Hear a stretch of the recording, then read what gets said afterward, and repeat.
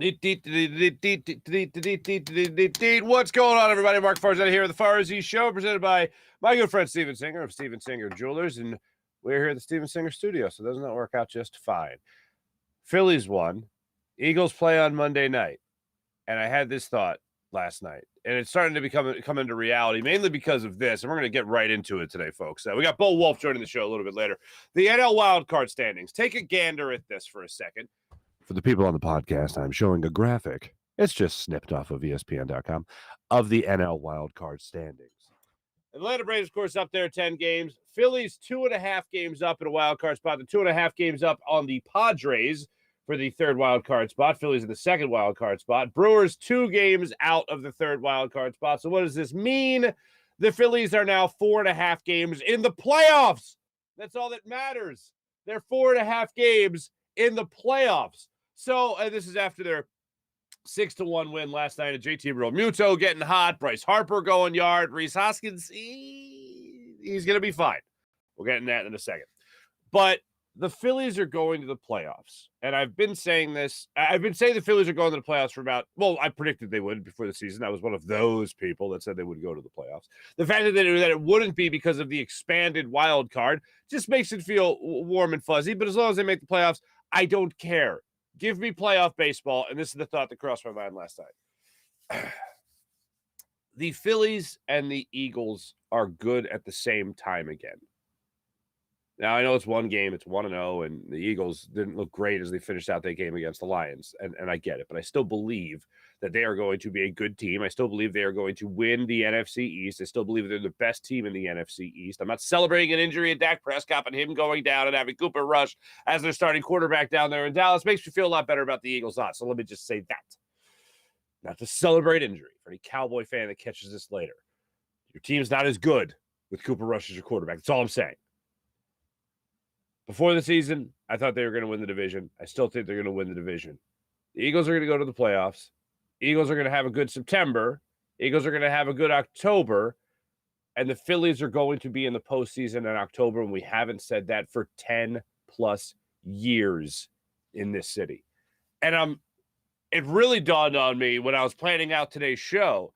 And I'm thinking, all right, well, the Phillies are winning. They're doing what they're supposed to be doing. They just won the series against the Marlins. And then the Eagles, of course, kick off on Monday night. And they got the Vikings coming into town. There's a lot of talking points there when it comes to that matchup. Oh, my goodness, how am I going to balance this show? Because the Phillies are relevant in September. The Eagles have kicked off their season. They won their game. They had some controversy in their game. And yet we still get to talk Phillies because the Phillies still are relevant in September. And that just coming out of my mouth sounds, it's just beautiful. It's poetry. It's September. The Phillies are over 500 in September. Oh, my God. And they're still relevant to talk about. And JT Realmuto has been playing like an MVP over the last 3 seasons. Rob Thompson pointed that out 2 weeks ago. And last night, he hit 2 home runs for this baseball team. Bryce Harper hit his 17th of the season. Great to see that. But all in all, the Phillies are winning games. They're doing it with guys like JT Realmuto and Bryce Harper now. They're doing it with Gene Segura being back in the lineup. They've been doing it for the last 4 months now with a guy like Bryson Stott. Nick Maton has helped win you games. Garrett Stubbs has helped you win games. Bailey Falter. And because of all this, here in September 15th, we're still talking Phillies baseball. Damn, that feels good to say. Thank you, Rob Thompson. Thank you, all the names I just mentioned. Thanks, Dave Dombrowski. You don't get enough credit, sir. And thank you, John Middleton and the Buck Cousins for being a fine ownership group, a triumvirate of ownership. Now, I'm not spiking the football just yet. I'm not putting the ball over the fence just yet, but I've believed since the get-go that the Phillies were going to make the playoffs. I thought they were going to fire Joe Girardi and they were going to go on a run. And look what happened. They did. It just feels good to know that this team is still very much on our minds, still very much on the map, and will be in the playoffs. At the same time, the Eagles are starting their season. This is wonderful. And that dawned on me last night. And I saw the back-to-back home runs in the 6th innings. Harper stepped up, put one to left center field. Then Realmuto stepped up right after him, and like 2 or 3 pitches later, whatever it was, he went yard as well. And Bryce Harper was still taking off his batting gloves in the dugout as JT went yard. And that was the second of the 2 back-to-back home runs for a 2-1 lead over the Marlins. And then later on in the ball game, Gene Segura gets a double. Then he brought home Bryson Stott on that play. And then in the 7th inning, the definition, quite literally, of a wall scraper by JT Realmuto with a 3-run home run over the right field wall as he went oppo-boppo, if you will, to give the Phillies a 6-1 lead, which they later won by. It was just nothing but good vibes throughout that ball game last night. A little bit of a slow start offensively, but man, they got it going. And when they got it going, they put the Marlins in the rearview mirror. They're doing what they're supposed to do in this series. It's a huge thing throughout a baseball season, and any team in any sport can do this. You can play down to your opponent. We saw it on the 1-5 road trip. I didn't lose my mind over that. I didn't like it. I didn't lose my mind over it. Beat the Marlins. Handle your business. Go put up a fight against the Braves. Win that, at least split in those series. What, 9 games? So you want to go here, you want to go 5-4, 4-5, like get something close to that. Just don't get blown out of the water against the Braves. That's all I'm asking. Hold your own against the Toronto Blue Jays when you host them as well. At least split that 2-game series. Just hold your own. And the playoffs are right there. But here we are. We can celebrate this right now. September 5th, still talking Phillies baseball after the Eagles have already kicked off. It used to be, for the vast majority of the last 11 years, just Phillies, just give it in September, just be relevant. And last year, it almost worked out perfectly like that. At the end of August, you're like, they still got a shot at the playoffs. And then, nope. And then the Eagles started their season, and that was it. Oh, the Phillies are still, that's nice. I'll watch the last game just to see how, I'll just watch the last game. But no, they're fighting for a wild card spot. So last night, Rhys Hoskins stepped up to the plate, and he got hit in his right hand and had to leave the game. He came back later in the ball game with his hand wrapped up, and he was sitting there in the dugout. After the game, they asked Rob Thompson about Rhys Hoskins and what's his status, and it appears to be all good.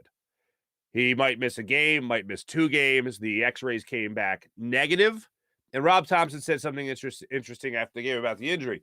He might miss a day. Right now, they're considering him day to day, but he might miss 1 game. So he might not play tonight in the final game in this 3-game series against the Marlins. And this is what I thought was interesting. Rob Thompson said he doesn't want to throw him back to the Wolves, doesn't want to just throw him back in immediately, because if he's got a little bit of a strain, if there's some pain at all, if there's any wincing, any discomfort, he doesn't want to put Rhys Hoskins in there with that, because then he's might fall into some bad habits. And if he falls into bad habits, then he won't be producing. And if he's not producing, then his confidence goes in the drain. And then all of a sudden, you're talking about your starting first baseman, all of a sudden not being able to hit the broadside of a barn with a baseball bat, going into I'll say it again, the playoffs. And that might seem like common sense stuff, but we'll see if Rhys Hoskins can fight his way back into the lineup, if he really feels like he can play. I wish any manager every ounce of luck in trying to keep somebody like Rhys Hoskins out of the lineup when he feels like he can play. He feels like he's healthy enough to swing a bat. But yes, guard from the bad habits, because that is something that I do worry about when it comes to guys coming back from injury or guys trying to fight through injury. And Rhys Hoskins, I think, is the type of guy that would do that. He would try to fight through injury, not be ready to play, and then might fall into a bad habit or two. Now, why do I think that? What grounds do I have to even allow that to cross through my brain? Think of Rhys Hoskins, the start of his career, and how many different hitting coaches or managers he had meddling with his swing or his approach to the plate. There can be bad habits. And Rhys Hoskins' power numbers were taking a hit. His average was certainly taking a hit. His on-base percentage was pretty damn good until recently. It's still okay. It's still good. But you look at a guy like Rhys Hoskins in that lineup, and when you see so many people have tinkered with his swing or approach, that can mess with your confidence. So when you step to the plate this time, not because of tinkering, but because of an injury, you could fall into some bad habits as well. So that's what I have concerns about when it comes to Rhys Hoskins stepping to the plate with any ounce of an injury in that hand, especially when you're 2 weeks away from, 2.5, the playoffs. It's daunting. I love it. So that's just out there. It's lingering.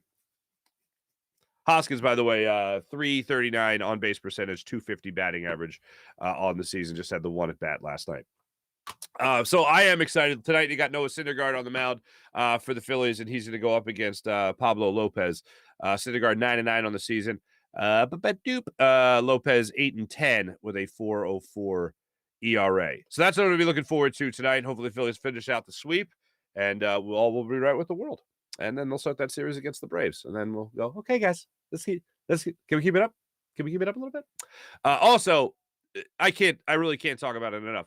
JT Realmuto is now batting .275 on the season. He hit the 2 home runs last night. He has been on fire for this team. And I've referenced it a couple of times, once already on this show, but I don't think he's going to get actual MVP consideration across the National League. But when you talk about the way he has turned it around since that Toronto Blue Jays series where he stayed in Philadelphia because it wasn't worth the little bit of money and then later walked back those comments, he has been the Phillies' most consistent hitter. He has hit for power. The mojo has returned to him behind the plate, where when you talk about him as a guy that is the best catcher in baseball, it doesn't make you go, well, he used to be. I was like, oh, no, he's fighting his way back to that conversation. And you look at what he has done in July, 358 batting average. August, 303 batting average. So far, through 33 at-bats in September, he has got a 303 batting average still. And his on-base percentage has just gone off the charts. Power numbers have returned as of July. 5 home runs, 4 home runs, then 4 home runs so far already this month.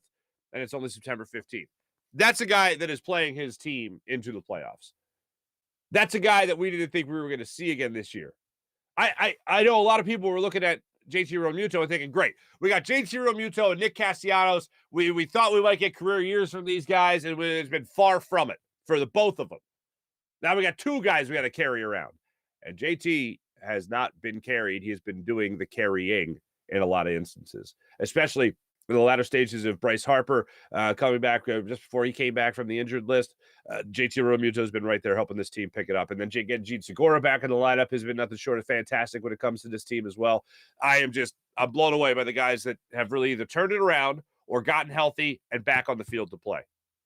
It is what has carried this team. Oh, and getting the contributions, of course, from the lesser-known guys. Bailey Falter is still a guy that I'll look back on when I look at this season and just think, this is a huge reason as to why you're in the playoffs. So Phillies again back at it tonight, 6:40 start time to finish up this series with the Marlins. Again, 2.5 games in a wild card spot. 2.5 games occupying the second wild card spot in the National League. A little bit before we get to Bo Wulf today, and before we really jump into this Eagles-Vikings matchup, there was something that was said, and I apologize because I played enough Jonathan Gannon for you guys yesterday. And I know when you guys wake up, you're like, I just really want to see Jonathan Gannon all the time. JG. But this apparently is still news to people. Howie Roseman runs the Eagles. Take that to mean whatever you think it might, but I think it only means one thing. Jeff Lurie's the owner. Howie Roseman runs it. Now, what does he run? Player personnel, just the salary cap, game day decisions, game plan, roster decisions. I'll tell you what it means. It means all of it. Remember a story that came out some years ago about G Cobb? G Cobb put the story out, I should say, about benching Donovan McNabb at halftime of a Baltimore Ravens game for Kevin Cobb. And Kevin, remember that name? Kevin Cobb comes in, throws a pick 6 to Ed Reed that went, what was it, like 90 or 102 yards or something crazy? I don't know. That's it. Okay. That apparently came from Jeff Lurie to bench Donovan McNabb and put Kevin Cobb in. Now that's meddling. That's a meddling owner. All right. When it comes to Howie Roseman, he's a meddling general manager. I don't know if there's anybody where the term general manager, I don't know if there's anyone where that term applies more to than Howie Roseman, who generally runs everything. So the speculation came out while people were listening to Jonathan Gainon's press conference the other day, and we played enough cuts for it. And I heard I watched the whole press conference. I listened to the whole thing, and when he mentioned Howie, I went, "Yeah, that's about right." But apparently, some people took issue with this. Now, listen to this. I left the question in here. This is John McMullen, Jacob Media. I'll actually be on with John and Jody McDonald a little bit later today on Birds 365 as their guest. So I'll have some fun with those guys. But John McMullen asked this question about defensive tackle rotation. Jordan Davis is mostly the subject of that defensive tackle rotation, only playing 22 snaps against the Vikings, or against the Lions, rather, last week. So here's the question from John McMullen. I've left both into it, the question and the answer from Jonathan Gainon that people were up in arms over with the word Howie being thrown into the mix. Listen to this. JT, when it comes to the rotational position, so not just D tackle, D end, is that sort of game planned in that rotation? How much room is it to change in game with you and Tracy? Yeah, that's like we talked about, I think, last year. It's a good question. Like we set up the game plan a certain way and say, hey, we want to come out of the game kind of looking like this, right? And we do that with the head coach and with Howie. And, but then there's always room for, as you go through the game, how the game goes. You don't know how it's going to unfold. You don't know that you're going to be up however many points in the third quarter or whatever, or you don't know how many points you're going to be down. So we try to keep that within reason. We set up a game plan and have a game plan for that, but then that can adjust moving forward. And that's why you guys will see all those guys snaps, whoever plays for us, we feel good about. But those snaps will fluctuate through the year as the year goes within certain games because how games are played. Now, here's the issue.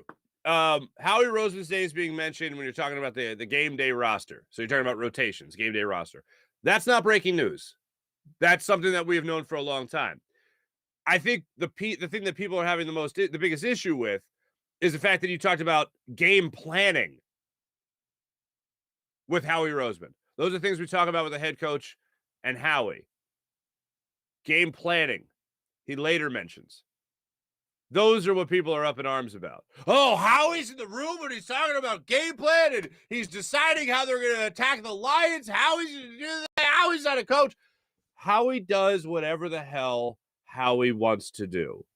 This is Howie's team to run and to make decisions on. And Jeffrey Lurie, yes, he's got his hands on it, all over it. You know why? Because next to his name, it says owner. So it's his. And Howie gets pretty much carte blanche. And here's why. Remember that guy, Chip Kelly, that came waltzing in here? Remember that guy, the Chip Kelly guy? Everything was fast. Got to be fast. Fit quick. Got to run as many plays as possible. Got to be fast. Remember that guy? Howie Roseman was pushed aside for that guy, Chip Kelly. Jeffrey Lurie said, hey, Howie, thanks for all your loyal years of service. You're fantastic. The common joke at the time was get in the janitor's closet and run the cap. Here's a calculator. Get in an abacus. Get in the janitor's closet. We'll see you later. Chip's going to run things. Chip then ran things into the ground. And Jeffrey Lurie said, hey, Howie, come on out of the janitor's closet. And Howie's like, natural light. Okay. Yeah, I'll run things. 100%, man. And he comes out. And then 2 years later, you won a Super Bowl. Jeffrey Lurie's been the owner for almost 30 years. That's bonkers to think about. Jeffrey Lurie's been the owner he's got one Super Bowl. That Super Bowl is not just because Howie came in and built the roster. That's because Howie came in after a horrendous year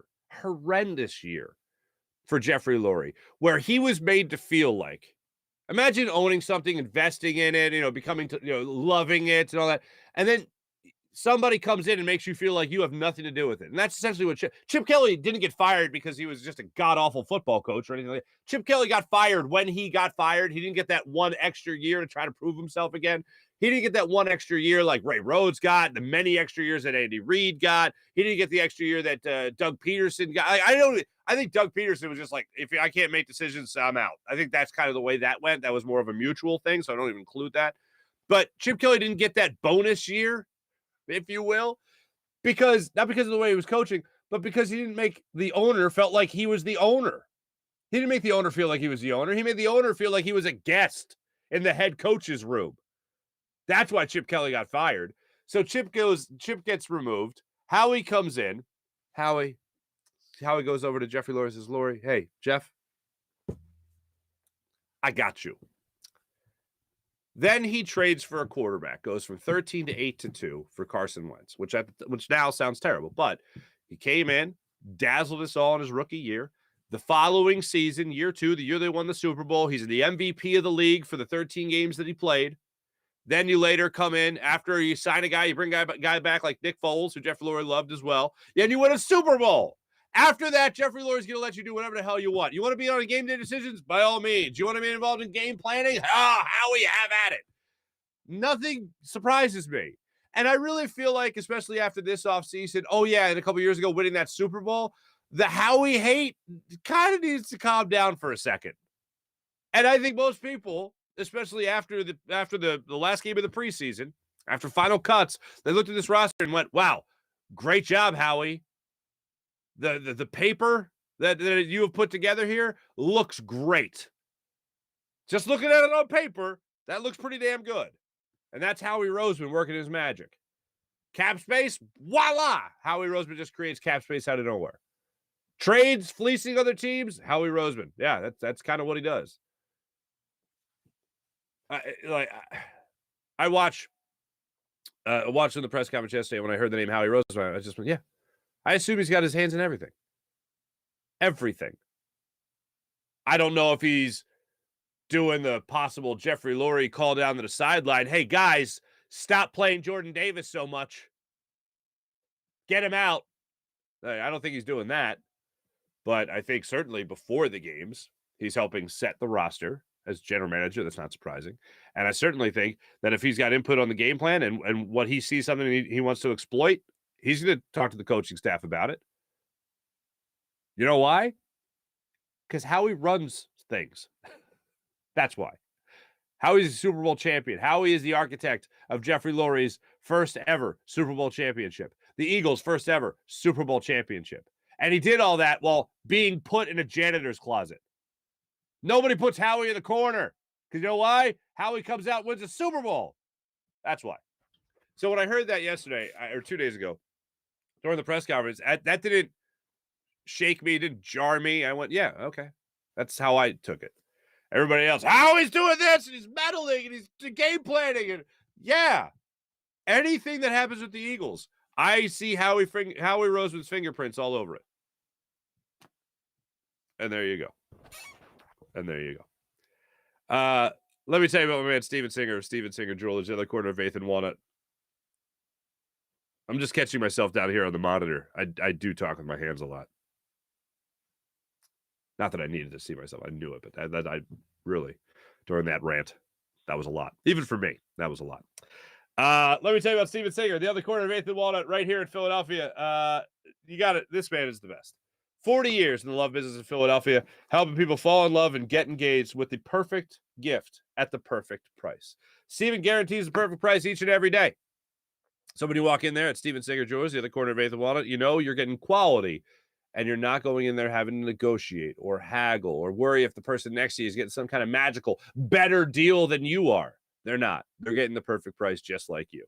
So when you sit there, you can relax and look at all the beautiful, dazzling diamond inventory that they have at Steven Singer Jewelers. And a real jewelry expert will walk you through the entire process, walk you through all the beautiful inventory that they have. Make sure you walk away as a happy customer. Steven Singer Jewelers, one place, one price, the perfect price, online at IHateStevenSinger.com. That's IHateStevenSinger.com. Without further ado, let's jump on the Rutherford Orthopedics guest line. Talk to today's guest, Bo Wulf, about all things Eagles and Howie Roseman and potentially meddling. Here's Bo.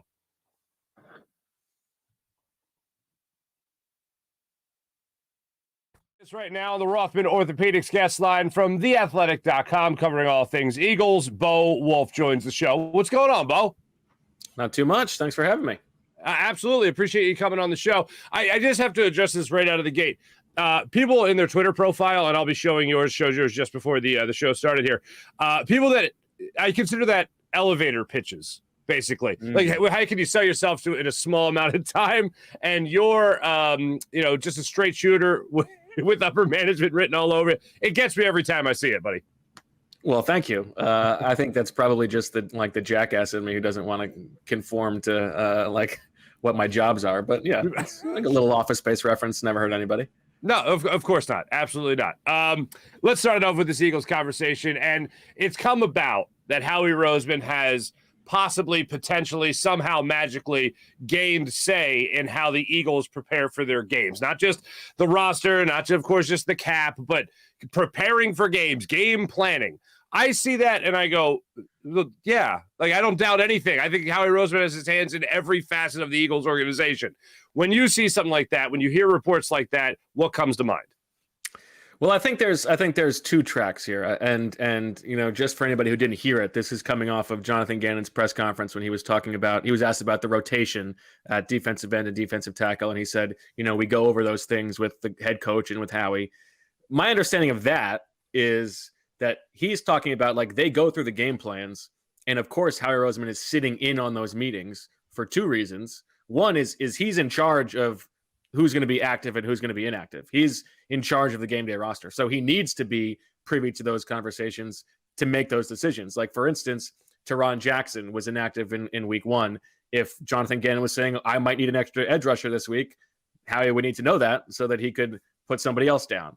The other thing is, like, he wants to know what the coaches are looking for in terms of what he needs to look for in the offseason and in pro personnel and looking for guys to fill spots. So I think that Howie being in those meetings is a little bit overblown. The other track is that, I mean, does Howie Roseman have a lot of power? Is he the most powerful person in the organization? Has he ever had more power than he has right now? No. I mean, well, yes and no. This is Howie's show. And just what happened last offseason, like all the people who left the organization, the people who were brought in, like there is nobody in the front office structure who was not hired by Howie in some capacity, right? So, like he is the main guy for sure, but I think there's too much being made of like him being in those meetings on a weekly basis. Understood.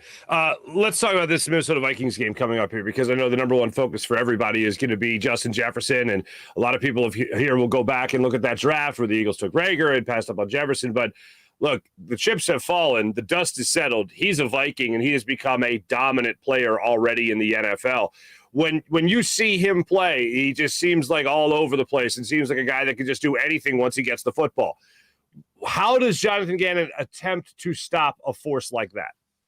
That's a good question. I don't know that he knows the answer yet. I mean, he's putting in the game plan, so he has some idea, but I don't know. And Kevin O'Connell, the new head coach for the Vikings, did such a good job moving Justin Jefferson around last week, getting him lined up in advantageous matchups. He didn't go up against Jair Alexander that much against that Packers secondary. So I'm sure they're going to move him around and try to get him on guys like, Marcus Epps or Chauncey Gardner-Johnson or somebody else like that. I don't think that it's Gannon's DNA to have like Darius Slay follow him across the field. That's not usually what he does. He's done it a little bit in the past, but that's not my expectation. I don't know what they're going to do. And it's a tough problem to solve because no one in the league has really solved it consistently. He's just that good. You could do the old game plan of let Justin Jefferson get his and try to make sure that nobody else goes off. I don't know if that's what they want in front of the Philadelphia crowd, but it's going to be interesting. I don't know that Jonathan Gannon has an answer, and I certainly don't have an answer. If I did, I would probably have a different job. I'm looking forward to Jalen Hurts in this particular matchup, because I know the one with the Lions I don't think his best game. He got to show how agile he is, how mobile he is. But one of the things I didn't get to see enough of was how much he's improved his accuracy and being able to go through his progressions, diagnosing what's in front of him. I thought he played a great game and all that. But in terms of just seeing the improvement from last year to this year, I didn't think it was a good enough sample size of seeing him in the pocket. Do you think this will be a game where we get to see a little bit more of that from Jalen Hurts? What type of things he improved upon in the offseason? Yeah, I don't know if I fully agree. I think he did show some improvement in some areas in that game, and some of this stuff is like it's just a reaction of having AJ Brown here, like just what AJ Brown brings to the offense. But last year Jalen Hurts did not throw the ball over the middle of the field very well. He did it very well against the Lions. There was the first touchdown drive. He completes 4 passes over the middle of the field for like 50 yards. Last year he was towards the bottom of the league in completion percentage on deep throws like 30 yards down the field or longer. He only threw one, but it was a perfect throw to A.J. Brown in that game. I think I would like to see him throw the ball deeper a little bit more. He had, I think, the second lowest or the lowest average depth of target in the league last week. So we'll see if that changes this week. I expect that it will.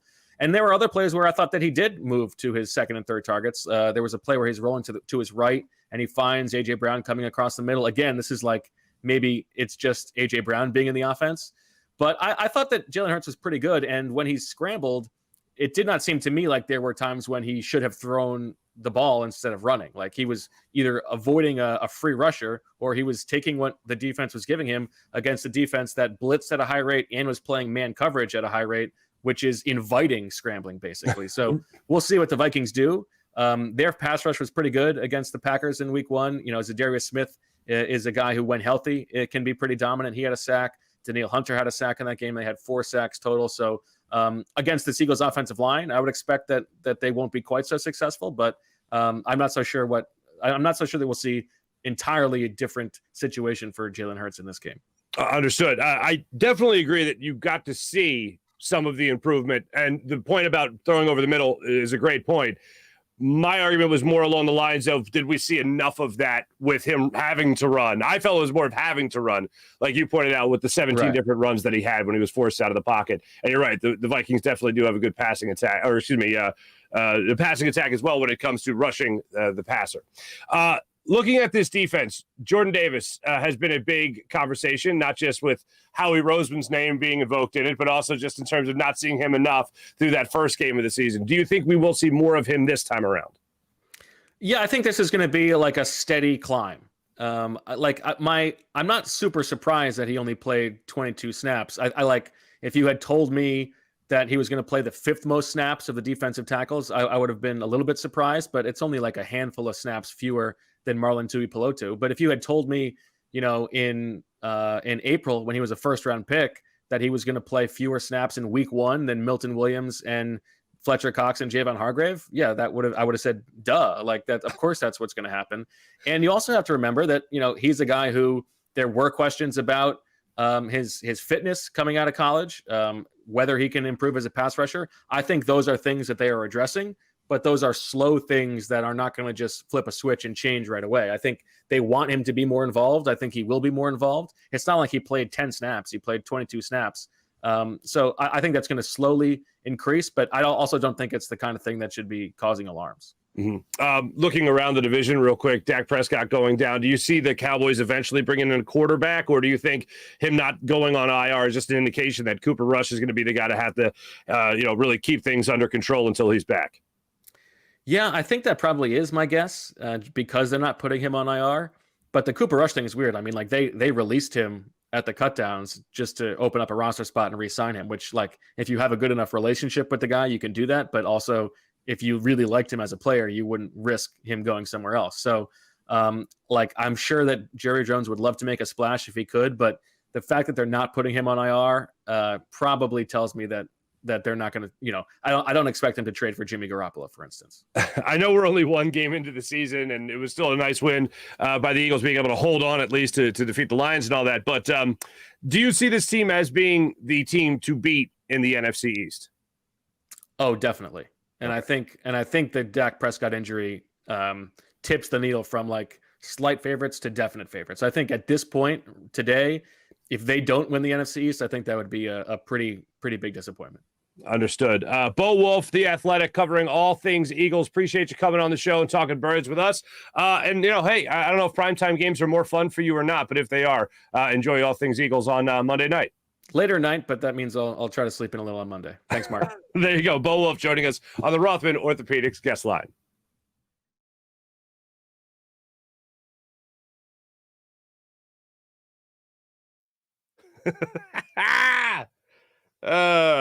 Hi, everyone. Welcome back. Bo Wulf. Appreciate Bo. Let me just make this clear. Because I felt like I didn't make myself clear, and sometimes every once in a while, I don't make myself clear. Believe it or not. You would think with all the hand gestures. But here's the deal. When it comes to Jalen Hurts, I saw improvement. I've said that through the week. I saw improvement. My only thing is, did we see enough improvement? Did we get an opportunity is the way to say it. Did we get an opportunity with 17 runs? And yes, he was forced to do it. Did we get an opportunity to see how much he improved? That's probably the better way to say that. Sometimes I have problem communicating, which can be an issue for a talk show host. Go figure. But my thanks to Bo Wulf. Great catching up with him. I'm going to tell you right now, I don't think I've ever teased the comment section.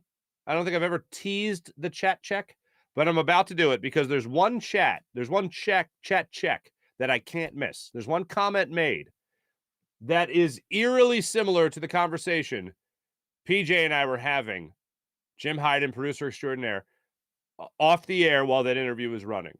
It's eerie. And it made me think that somehow our microphones were on and you guys could hear us and whatnots. We'll get to that in a second, but that's the tease for the chat check. Now watch me miss the comment and not get to it. Let me tell you about Manscaped. If you haven't Manscaped, with Manscaped themselves, you're not even manscaping. Are you even manscaping? Manscaped, the leader in below-the-waist grooming, and now you can get 20% off with promo code Farzy on your order, especially with the Platinum Package 4.0.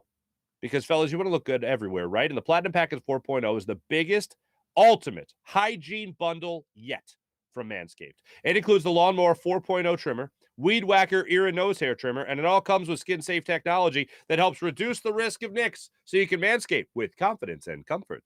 Plus, the Ultra Premium Body Wash, 2-in-1 shampoo conditioner, deodorant, crop preserver anti-chafing ball deodorant. What is that? Try it. Crop Reviver ball spray toner. What is that? Try it. Anti-chafing boxers. They're self-explanatory.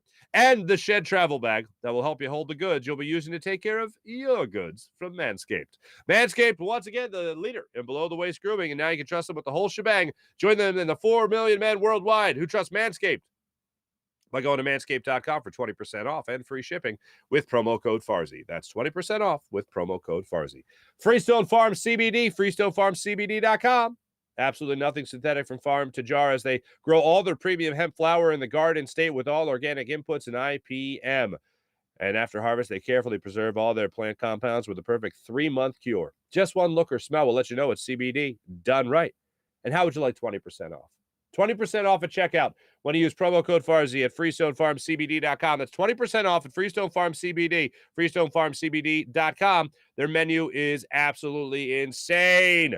You'll have to check it out. With strains like their amazing tropical tasting Bayox that clocks into the chart topping 24.1%, and Super CBD, which is half into Kush, and 21%. The genetics of these guys are off the charts. FreestoneFarmCBD.com, promo code Farzy for 20% off.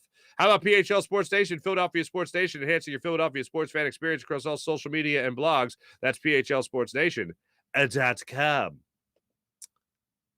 Fellas, are you having a little trouble in the bedroom? Do you have a problem you have to solve?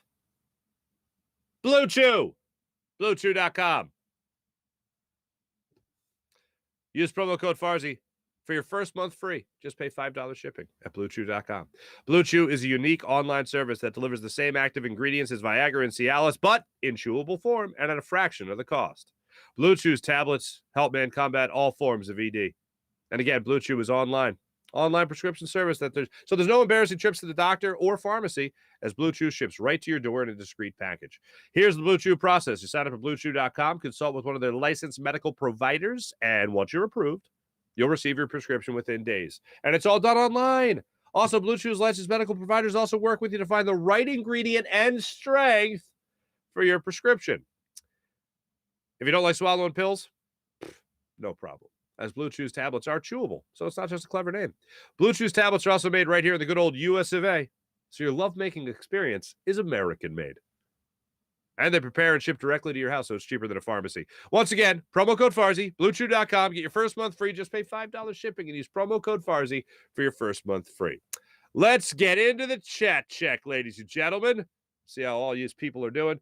Let's see here. Oops, don't want to do that. There we go. Mally, hello and good morning. Kevin, good morning. Phillies only 8 games out of first, and the Mets are beating the Mets. Interesting. You know, I was going through my phone, and remember, I think it was last year, maybe 2 years ago, the Mets had those fans sleeping in the stands at Citizens Bank Park. That was awesome. And that's kind of what the Mets are doing right now, and it's enjoyable. I'm basking in it, as a matter of fact. But yeah, the Mets are terrible. Sean Gillespie, what's going on? April! Good morning, April. How are you? Nice to see you. Everyone looks like, wow, the chat is the chat's a little rambunctious today, a little more so than usual. April, Mets are always going to Met, you damn right. Was good to see Eflin out there and get some pitches in. Mally absolutely thought the same thing. I thought about this. You got Serenity Dominguez back. You got Eflin now in your, not in your rotation, but in your bullpen. I feel pretty good about life going forward. Feeling pretty good about life. Oh, there you are, PJ, chiming in right there. Dominguez couldn't come back a better time. Absolutely. Mally was thinking the same thing. April, saying hi to everybody. Howie got dirt on everybody. Howie can do whatever he wants. Mally, he's got the run of the table. I mean, what people, like, it's not that hard, in all honesty. You told the guy to go away. You brought him back. You told the guy to go away. Your franchise got ran into the ground. You bring him back. He not just brings you back to contention. It's not like he just came back and had an Andy Reid era of always competing. You won a Super Bowl.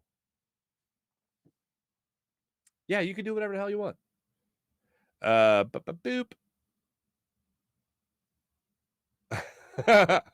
April, Howie must have taken everyone to hypnotherapy. Oh, hypnotherapy, excuse me. Hypnotherapy session. Hypo. I was like, hypo. No, you idiot. It's hypno. A hypnotherapy session years ago. I am a good GM. Well, yeah, now instead of the dancing, the swaying watch, he's actually become a good GM. John Cheeseburger, good morning. Sean Gillespie, Bo Wulf, coolest name ever. It is a great name. What did Mihai say? What did I miss, Mihai? The 7-1 lead loss to the Mets in May, 7-4 lead August 21st, have come back to haunt us. We win those. Yeah, we're only 4 games back. Not laughing at the Mets. Metting. I'm not laughing at the Mets metting yet. That's all right. Mihai, you're not wrong. Those were terrible. And those were for a long time. Give Mets fans a lot of fodder for making fun of Phillies fans, unfortunately. Yeah, here's where we're at with the Mets right now. The Mets have lost 3 in a row. They've lost 6 of their last 10. They're only a half game up on the Braves and 8 games, obviously, up on the Phillies. Wow. The Marlins and Nationals are already eliminated from playoff contention. They're 30.5 games out of first place. The Nationals are 39.5 games out of first place. That's just funny to look at. Athletics also already eliminated. They're 41 games out of first place. All right, that's enough of the standings. Jesus, Mary, Joseph Farzetta. That's just me being an idiot. Mihai, or Mally is telling Mihai to relax. You know what no one ever does after you tell them to relax? They never relax. Calm down. I'm calm. I think Mihai's just being real. Those losses matter, bruh. Mihai, I just got expectations. I got high expectations. I'm hungry for a red October. Damn right. Oh, ladies and gentlemen, here's the comment. From Random Anton. Random Anton, welcome in. This is so strange that you say this. Because, and I'll get to let you guys behind the scenes for a second here. I was just telling PJ about an interview I heard with Mike Judge, the creator of Beavis and Butthead, which is a generational staple for my generation. That was like a show I had to sneak to watch. You know, my parents couldn't let my mom know I was watching Beavis and Butthead. Also the creator of Office Space. I was telling him how in a recent interview he talked about, I didn't realize that Office Space was a short for Saturday Night Live with just Milton and Lumberg. I didn't realize that. And they asked Mike Judge, do you want to make this into a movie? We want you to make this into a movie. This has movie potential. And he was like, I can't make this a movie. I don't want to know what Milton does at home. And I thought that was hilarious. But he later ended up writing Office Space, the movie Office Space. So we're talking about that. And I look down and I see from Random Anton, the random comment So it's not just a clever name, random. The random comment, I'd love to see the whole Howie saga as cartoon miniseries. How weird is that? And first off, just even aside, if that conversation wasn't being had between me and Jim, I want to see that as well. I think the Eagles would be a phenomenal Office Space style cartoon. Phenomenal. I could totally see Jeffrey Lurie as Lumbergh. Totally see that. I'm going to go ahead and need you to start the quarterback I want you to start. Okay, thanks. I have a charity event on Saturday we're going to need you to come in for, okay? Thanks. I could totally see that. Who would be Milton? Who would be Milton? That's a good question. I mean, the first thing is Howie would be Milton, but Howie would be too much of a predominantly featured guy. You know who Howie would be? Whoever the guy was that had to jump to conclusions, Matt. That guy. You know why? Because everyone looks at him, like we all look at him like we're the Bobs coming in for the interview. Like, what is it you say you do here? Okay, that's Philadelphia. That Philadelphia is definitely the Bobs. We've identified the city of Philadelphia as the Bobs. That's who would be portrayed. The city of Philadelphia, the Bobs. And we go, what do you do here? And then Howie would be the guy that made the jump to conclusion. I have people skills. It'd be like, I won you a Super Bowl. I think that's the way it would go down. But bottom line is, just to put a button on this one. Bottom line is, I need to see Philadelphia Eagles front office space. And that's what we would call it. Philadelphia Eagles front office space. I need you to come in as charity event on Saturday. Okay.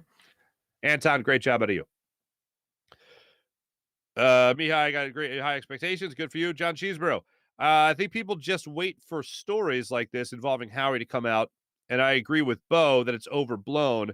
There are all those in the fan base that act like these things don't happen with other teams. John, I totally agree with you. People act like this because they don't hear about it. It doesn't listen. Jerry Jones meddling. Yeah. Ugh. Dan Schwartz, is that what it is? Dan Schwartz. Good morning, buddy. 8-17. Kirk Cousins' record in primetime games. Never forget. He is god awful in primetime games.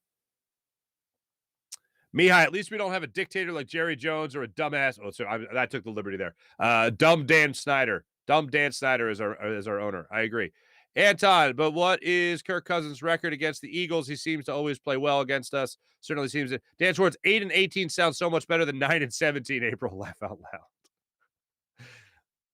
loud. Meddling is all my brain could get. That's funny. Sean Gillespie, Bo Wulf, a man apart, a man on a mission to protect the helpless, a man for justice on NBC Fridays at 8 p.m. Sean, let me give that proper. Hold on. Bo Wulf, a man apart, a man on a mission to protect the helpless, a man for justice. Bo Wulf, NBC Fridays, 8 p.m. I think that gave it a better read. Dan Schwartz, good question. Eitan, I don't know, honestly. Bo Wulf needs to own his own wolf pack. Just so you guys know, it is WULF. WULF, yep. Dan Schwartz, Howie is a bad guy on Grandma's Boy. He gets mad, reverts back to looking into his robot. Sean Gillespie laughing. This is great. Fantastic. You guys are great in the chat check, as per usual. I have some notes that we're going to use here in our Morning Rush. Morning Rush brought to you by Sky Motorcars, SkyMotorcars.com. Right now, check out the latest episode of Sky Drive with N'Kobe Dean, thanks to our friend Brett over there at Sky Motorcars. Great viewership by you guys. Thank you for that. Glad you guys are enjoying that. N'Kobe Dean, it's just weird. He's brilliant. He's just a brilliant guy. Me, my dumbass repeated kindergarten, talking to a guy who was a mechanical engineering major at Georgia, who went to class. Yeah, that was like tough to keep up. Chess and checkers, baby. Chess and checkers. First thing in our chat check today brought to you by Sky Motorcars. I went back and I watched some more of the Vikings Packers game from this past week. By now, you know the numbers. 9 catches, 184 yards, 2 touchdowns. That's what Justin Jefferson had. Oh, darn it. I don't have it. I will. I'm going to have it right now. I thought I had it. Farzetta, you moron. Oh, you you know what, folks? Okay, good. Here it is. I implore all of you to go back and watch at least the highlights of the Green Bay Minnesota Vikings game. Because, look, we all know that Justin Jefferson is a great wide receiver. Actually, ever since his rookie year, he's the best wide receiver in football. He has caught more yards. He got more yards than anybody in football. He is the number one threat. He is, in my opinion, the best receiver in the game right now. And I'm glad this isn't revisionist history for me, as it isn't for most of you. Most of us wanted him over Jalen Reagor. Justin Jefferson, this is just to give you an idea. Like, this is the number one thing the Eagles have to avoid. First off, I just want to talk about his array of catches. Against Green Bay, his first touchdown pass came on a motion play where he went from one side of the field to the other. It wasn't just like on the outside, it came into the slot or anything like that. Line of scrimmage, went the complete line of scrimmage, wide open for it to walked into the end zone for his first touchdown. After that, he had a 64-yard reception. Kirk Cousins climbed the pocket well. Actually just missed a touchdown on that same drive. He got pushed out of bounds. He came down 1 foot in the end zone, got pushed out, so it wasn't a touchdown, unfortunately. Got a first down on a great route that he ran on Rasul Douglas. Rasul Douglas gave him like 10 yards of cushion. Eagles aren't going to be able to do that. They're going to have to try to jam him at the line of scrimmage. And then had a 21-yard catch that was great across the middle. He went up and got it. Ran a slant route. Cousins got him towards the end of that route, and Jefferson went up in the air what seemed like 10 feet and came down with it. Just the wide variety of catches this guy can make are spectacular. But check this out. This was him on the 64-yard reception. I circled him in red. For the people on the podcast, I'm showing a freeze frame of his catch. Just before he caught the ball. How is there not one Green Bay Packer within 10 yards of this? Look at him. Justin Jefferson is standing on the 20-yard line. The Packers' 20-yard line. There are two Green Bay Packers at the 30-yard line. And they're the closest guy to him. If you continue to play this, which I can't because the NFL would sue me. But if I did, you would not see another Green Bay Packer enter the frame for like 2 seconds, which is a long time. Justin Jefferson is this wide open. Look there at the bottom, the right of the screen. 1, 2, 3 Green Bay Packers. Not one of them is within 10 yards. Jonathan Gannon, whatever you do, that was a 64-yard gain, by the way. Jonathan Gannon, whatever you do, for the love of all that is holy, don't allow Justin Jefferson to be this wide open. So don't do that. If there's anything we've learned, it's don't do that. Know where he is at all times. But Wulf had an interesting comment. He's not sure if JG is going to have Darius Slay just follow Justin Jefferson around or not. I'm not sure if that's the way they're going to go about it. But I wouldn't be opposed to it. In basketball, you call it a box and one. Football, just, hey, you're man-to-man on Justin Jefferson all the live long day. Wherever he goes, you go. Just harass the hell out of him. So that'll be step one. Don't allow Justin Jefferson to be that wide open. Good God, man. By the way, here's another thing. Kirk Cousins was something ridiculous, like 10 for his first 11 throws. Can't allow that. Can't allow Kirk Cousins 10 of 11 to start. Can't allow him to get in a... Look, Kirk Cousins is a guy that is a good quarterback. I remember back with when he was at the Washington football team. He was back with the Commanders. I remember Mike Shanahan being the head coach and talking about how he thought Kirk Cousins was a Drew Brees type of quarterback. Close to talent. This is his opinion, not mine. Close to talent, and definitely a similar style. He's got a better arm. Not Brees in his prime, better arm, but in terms of latter stages of Brees' career where he just couldn't bomb the ball down the field anymore. But still pinpoint accurate, that's very much like Kirk Cousins. Very much like Kirk Cousins. except now he can throw the ball downfield, and he's got guys like Adam Thielen, who we all forget about because Justin Jefferson has become so damn good. But Thielen, he's got Dalvin Cook running the ball for him as well. He's a good quarterback, and he's got great weapons. I think he's a very good quarterback that has great weapons. And those two things are dangerous for any secondary. Even if you got Darius Slay, even if you got James Bradbury, very dangerous. They're going to have to find a way to get to Kirk Cousins because you can't allow him to be in rhythm. And I think you say that every time you play against him, you can't allow him to find that rhythm. He found that rhythm last Sunday against the Green Bay Packers, and he flourished with it. Can't allow him to do it. Hopefully being on the road, not being in his own home stadium. Hopefully this Eagles defense having something to prove after the way they ended the game against the Lions, gives them a nice chip on their shoulder to compete against this Vikings team and hold this offense at bay. A lot easier said than done. Step number one, don't let Justin Jefferson be this wide open. If I'm JG, this is the first thing I'm showing my defense. Hey, guys, no. We allow this. That's another 2-touchdown, 184, 9-catch game. Let's not do that. Cook, by the way, had about over 4 yards per carry in that game. So run defense is going to have to be on point as well. So that's what I got for this matchup. We'll break it down a little bit more with my friend Derek Gunn tomorrow, who will join the show. As for the rest of the morning rush, brought to you by Sky Motorcars, Phillies once again back at it against the Marlins tonight, 6:40 start time. Noah Syndergaard. Phillies 80 wins on the season now. They'll go for their 81st win tonight. Pablo Lopez, right-handed pitcher, gets the start for the Miami Marlins. Lopez 8-10 on the season, and in his last start, not very good. That was one of the wins the New York Mets had. They took Pablo Lopez for 8 earned runs. 8 runs, all of them earned on 10 hits, chased him at 3 2/3 innings. So Phillies, come and get it, boys. Let the bat stay red hot tonight against Pablo Lopez against 6:40 start time in South Philadelphia. Thanks for watching. Thanks for listening. Oh, wait. How did I forget this? This is Bo Wulf on Twitter from The Athletic. Make sure you guys give him a follow as well. And here is the quote I referenced. Just a straight shooter with upper management written all over him. And that's where the Office Space conversation really took off.